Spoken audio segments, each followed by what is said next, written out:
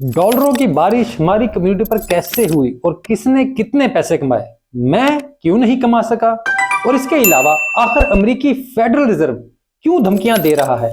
Interest rate कम होने के बाद भी मार्केट में इतना खौफ क्यों है। अब तक 100 बेसिस पॉइंट्स की कमी भी हो चुकी है, लेकिन फिर भी इन्वेस्टर्स डरे बैठे हैं कि पता नहीं क्या होगा। अब इस मसले को समझने के लिए ही मैंने ये वीडियो बनाई है, ताकि आपको अपना पॉइंट ऑफ व्यू समझा सकूं। तो मैं हूं अली रेहान, आप देख रहे हैं क्रिप्टो बाबा। Let's dive.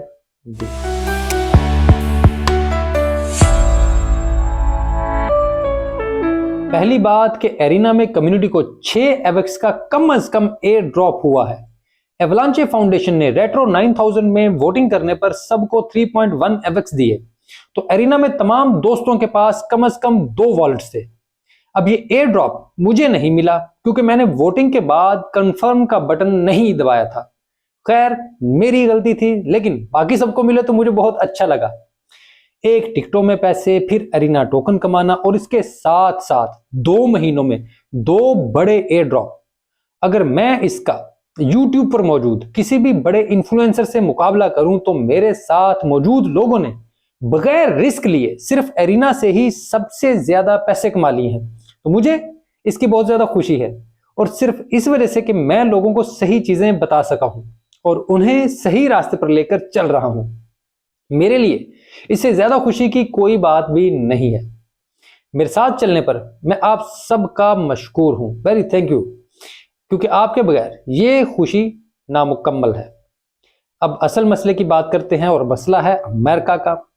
इसकी वजह यह है कि अमेरिका दुनिया को चलाता है, और इसी वजह से दुनिया अमेरिका की मानती है, क्योंकि उसके बगैर कुछ भी मुकम्मल नहीं होता। अमेरिका में अगर फेडरल रिजर्व की बातें भी सख्त हों तो उसके नतीजे में मार्केट्स बैठ जाती हैं।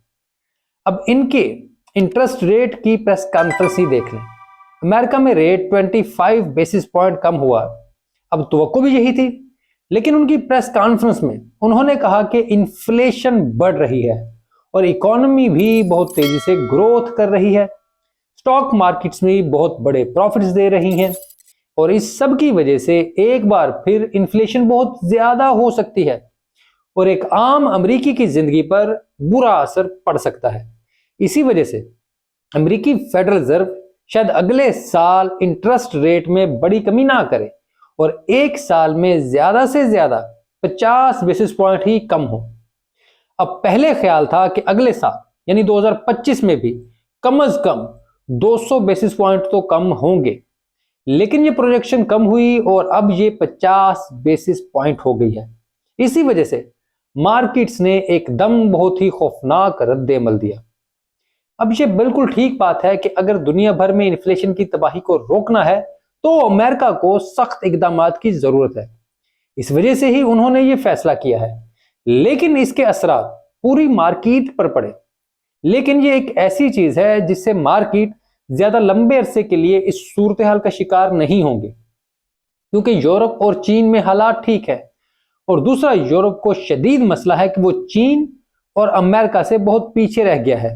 इसी वजह से यूरोपीय यूनियन अपनी ग्रोथ बढ़ाने और अपनी टेक इंडस्ट्री को दुनिया के मुकाबले पर लाने के लिए बहुत बड़ी सरमायाकारी कर रही है।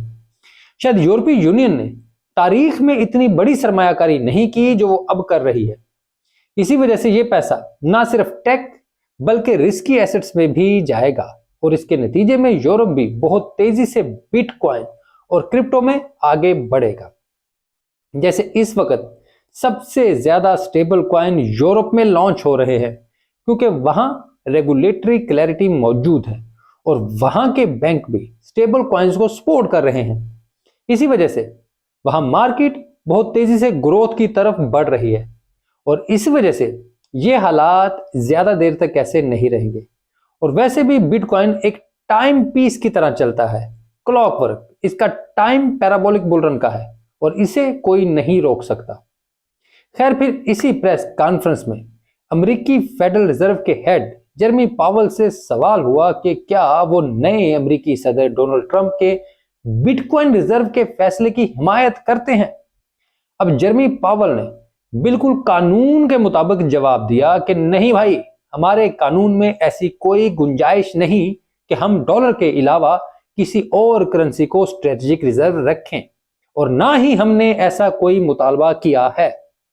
अब इस पर शोर मच गया कि डोनाल्ड ट्रंप बिटकॉइन को स्ट्रेटेजिक रिजर्व नहीं बना सकेंगे। लेकिन बुनियादी तौर पर मामला यही है कि अमेरिकी सदर को कानून साजी तो करवानी होगी। उनके पास नंबर्स मौजूद है तो उनको क्या मसला है, वो कानून को बदल देंगे। लेकिन इस जुमले को पकड़कर इतना शोर मचाया गया, मार्केट में इतना झूठ बोला गया सिर्फ और सिर्फ व्यूज के लिए, सिर्फ और सिर्फ मार्केट में अपनी अहमियत बनाने के लिए। इसी वजह से मैं टिकटॉक और बाकी ऐप्स पर बहुत ही कम क्रिप्टो को देखता हूं। ये सब लोग अपने फॉलोअर्स को भेड़ बकरियों की तरह इस्तेमाल करते हैं। हमारी कम्युनिटी में भी कुछ लोग मनफी हैं, लेकिन आपको उन मनफी लोगों से ज्यादा पॉजिटिव लोगों के साथ चलना चाहिए। और जैसे हमारी कम्युनिटी चल भी रही है, सब एक दूसरे के साथ चल रहे हैं और अच्छे तरीके से। अब खैर, मौजूदा फेडरल रिजर्व के फैसलों में सबसे खतरनाक चीज डॉलर इंडेक्स का बढ़ना है, क्योंकि जैसे जैसे ये डॉलर इंडेक्स बढ़ता है वैसे वैसे बिटकॉइन पर बुरा असर पड़ता है। लेकिन अभी ऐसे कोई हालात नहीं जिसमें हम डॉलर इंडेक्स को दोबारा बुल रन में आते हुए देखें। तो रोज की बात करें तो ये ऊपर नीचे होता है, लेकिन फिलहाल ये डाउन ट्रेंड में ही मौजूद है, जहां से इसके निकलने का कोई इम्कान नहीं, कोई चारा नजर नहीं आता। हाँ, अगर सख्त मॉनेटरी पॉलिसी पूरी दुनिया में आने लगी तो फिर ये हो सकता है, लेकिन अभी इसका कोई इम्कान मौजूद नहीं। इस वजह से ऐसी चीजों पर भी परेशान होने की जरूरत नहीं। ओवरऑल मार्केट्स बहुत ही अच्छे अंदाज से आगे बढ़ रही हैं। दुनिया भर में नोट छापे जा रहे हैं और डोनाल्ड ट्रंप के आने के बाद भी ये सिलसिला ऐसे ही चलेगा। हाँ, किसी हद तक शायद ये सिलसिला थोड़ा कम हो जाए, लेकिन अभी इसका भी कोई इम्कान नहीं, क्योंकि डोनाल्ड ट्रंप भी जानते हैं कि अमेरिकी इकोनॉमी को चलाने के लिए उन्हें मजीद नोट छापने होंगे, और इस सब में अमेरिकी रियासत के अखराजात भी कम करने होंगे। इसी वजह से अभी बुल रन पर कोई भी बड़ा असर मौजूद नहीं है। आराम से मार्केट को एंजॉय करें, ये जाली इन्फ्लुएंसर्स के चक्कर में ना पड़ें, कहीं ऐसा ना हो कि ये आपके सारे पैसे ऐसे ही गंवा दे। थोड़ा सा माइंडसेट इन्वेस्टर वाला रखें। अगर इन्वेस्टर वाला माइंडसेट रखेंगे तो आपके लिए मौके ही मौके मौजूद होंगे, अपॉर्चुनिटी खुद आपके सामने आ ही जाएगी। तो खैर, ये थी आज की वीडियो। उम्मीद करता हूँ आपको ये वीडियो अच्छी लगी होगी। अगर ऐसे तो वीडियो को लाइक जरूर कीजिएगा, कमेंट में भी राय भी दीजिएगा। चैनल सब्सक्राइब नहीं किया तो छोटा सा क्लिक कर दें, हमारा बड़ा भला हो जाएगा। इसके अलावा याद से एक और काम कीजिएगा कि हो सके तो घंटी दबा दें, ताकि जैसे ही वीडियो अपलोड हो आपको नोटिफिकेशन आ जाए, क्योंकि मेरी तरफ से देर सवेर हो जाती है और इसके लिए मैं माजरत रखा हूँ। इसके अलावा मैं एक्स पर भी मौजूद हूँ, जहाँ मैं गायब भी हूँ, लेकिन खैर कोशिश करता हूँ कि एक्स चल जाए या मेरा कुछ ना कुछ चल जाए तो मैं वहाँ पर आपसे राब्ता बरकरार रखूँ। और मैं एरिना में भी हूँ। एरिना में मैं पिछले कुछ अरसे से एक्टिव नहीं था, उसकी कुछ मेरी जाती वजूहत थी, वो वहाँ पर एरिना के दोस्तों को भी बताई और यहाँ पर भी। तो खैर, अब एरिना में जो नए फीचर आए हैं, खासकर जो स्टेजेस का फीचर आया, तो वहाँ पर मैं किसी न किसी के स्टेज में चला ही जाता हूँ। थोड़ी देर बहुत गपशप दोस्तों से हो जाती है, तो आप लोगों से सीखने का मुझे मजीद मौका भी मिल रहा है। तो खैर, देखते हैं आगे हमारा सफ़र ये कैसे चलता है। और मेरी हमेशा से ये कोशिश रही है कि मैं कोई भी काम करूँ या कोई भी चीज़ करूँ तो आपसे छुपाऊँ नहीं।